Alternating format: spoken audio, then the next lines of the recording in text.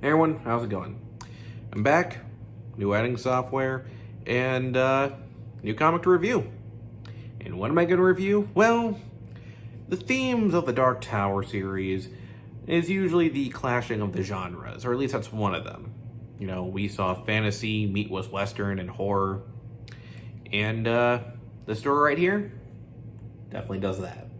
I love Ghostbusters. It's one of my favorite things to watch as a kid, and I know I ain't the only one. In 1984, comedic legends Dan Aykroyd and Harold Ramis would come up with one of the most interesting films, where dealing with the paranormal was treated the same way you would treat fire or pest control. After a few rewrites, they would eventually get their longtime friend and associate Ivan Reitman as the director. Thus, Ghostbusters was born.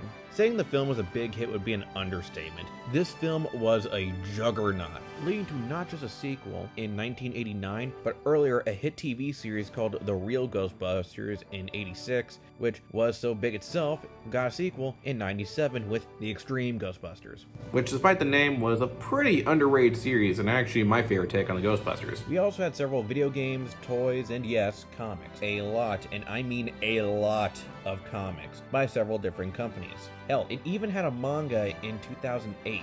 As for this particular story, this was given to us by good old IDW Publishing, who last time we saw their amazing take on the Transformers, who Ghostbusters actually did a crossover with. And they are currently the holders of the rights and probably the longest. I would review the 2008 series, but I don't have it. Lame. Shut up. Anyway, let's get started with Ghostbusters Displaced Aggression. Warning, spoilers. We open 1886, where a group of people are about to be attacked by a gang of ghost cowboys. Man, the hole in the ground game really changed after they kicked out Kaiser Wilhelm. Wait, Wilhelm was born in 1888. Shut up. Joke. Before we can see George A. Romero's take on the Magnificent Seven, the people are saved by Peter Venkman, who has retrofitted his proton pack to look like a shotgun. God, I love comics. Venkman traps the ghost, and we learn that he's been trapped in this timeline for a while now. Apparently, the Ghostbusters were in battle with a god named Koza Ray, who we also learn is the father of Gozer, the main villain of the first film. During a fight with an evil demonic cow spirit, Venkman is met by a mysterious woman in a darker Ghostbusters uniform named Rachel Unlight, who says that she was a student of Egon's for a period of time, and after being in the middle of the fight with Koza Ray, and would use Egon's teachings to crack time travel.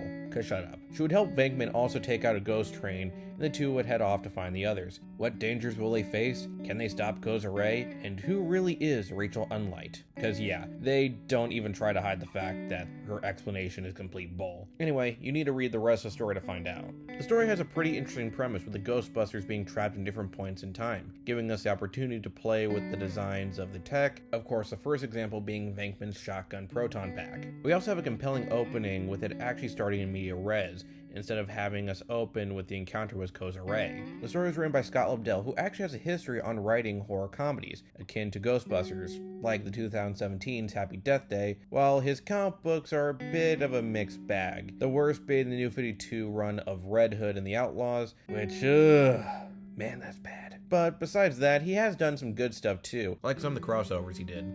His Ghostbusters, well, as I said, it starts out pretty good, but that doesn't mean it's perfect. There are several points where it feels rushed, especially when it comes to his kind of sort of romance that Venkman and Rachel have. More on that when I discuss characters. And the final battle, which really hurts, especially since, well, as I'll get into Koza Ray, should be a way bigger deal. But all around, I can't say I didn't enjoy myself reading it, and though it's a bit bumpy, it still feels like Ghostbusters. Now let's get into the characters. Peter Venkman is still a smug jackass with a heart of gold that we saw in the first two movies, which is definitely important since both him and Rachel are the main focuses of the story. Lobdell definitely captured the essence of the character, and I can totally hear Bill Murray's voice when reading. This is also Venkman at his most serious, since there are points in the story where you actually see him genuinely pissed off and not doing the whole snarky sarcasm. Now, as mentioned before, a romance between Venkman and Rachel happens. Him and Dana have been split up at this time.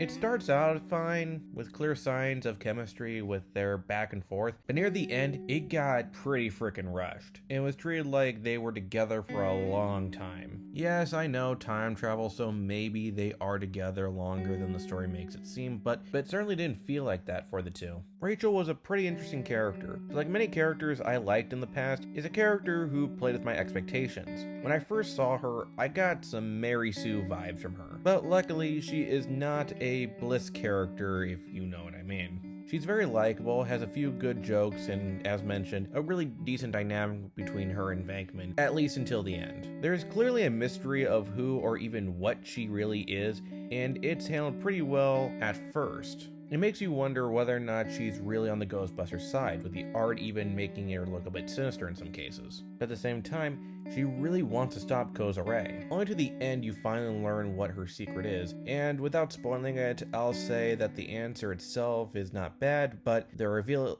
is pretty poor. Again, being a victim of a rushed ending. Ray is a very interesting case. He's not badly written, but a bit off for reasons that probably being the fact that while Venkman was fighting ghosts as a cowboy, Ray was in the time of King Arthur facing off against the evils of Morgan Le Fay, and it made very clear that he's been there much longer, adopting a lot of the time period's way of speaking and retrofitting his proton pack as a sword. Again, love comics. He's not a bad character, but not until the end he feels like classic Ray. Also, unrelated, but there's actually a pretty funny bit where in the second issue, when they're talking of King Arthur, Arthur actually has to ask the question, what does verily mean? Which a lot of people like to associate with medieval times. I can't say much about Egon's character, but I will say that he is in the future, and how he's been viewed in this time period is both interesting, but also incredibly hilarious. Winston, unlike the others, actually didn't get sent back in time, essentially a leader of resistance against Koza Ray.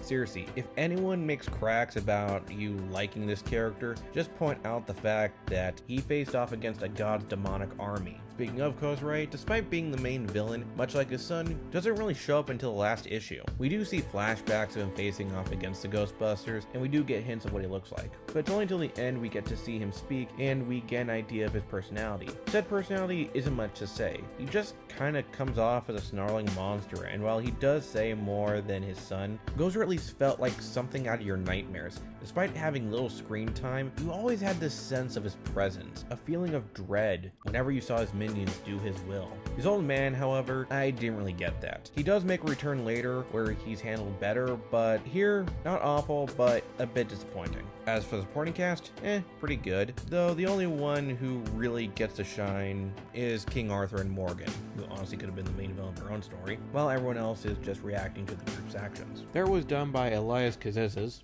I feel like I butchered that name, I am really sorry, who does a pretty good job, especially with the ghosts in the stories. He also doubled as a colorist, though I do feel like sometimes he overdid it with the color red. Still not as overly done as the New 52. Displaced Aggression is a fun story, but if it wasn't for the fact that it becomes kind of crucial when it comes to later stories like Crossover, and the fact that the main villain is the father of the first film's big bad, it probably wouldn't be talked about as much. However, it's still Ghostbusters, and you can tell Abdel had fun writing it. I'd say if you're interested in seeing a fun romp with our favorite supernatural experts, I'd say give it a look. Thanks for watching. Like, share, and subscribe, and next time I will be talking about, of course, Batman Long Halloween. And unfortunately, it's going to be a little rushed since, well, my schedule's been a little crazy lately, and I still have to keep up the holidays.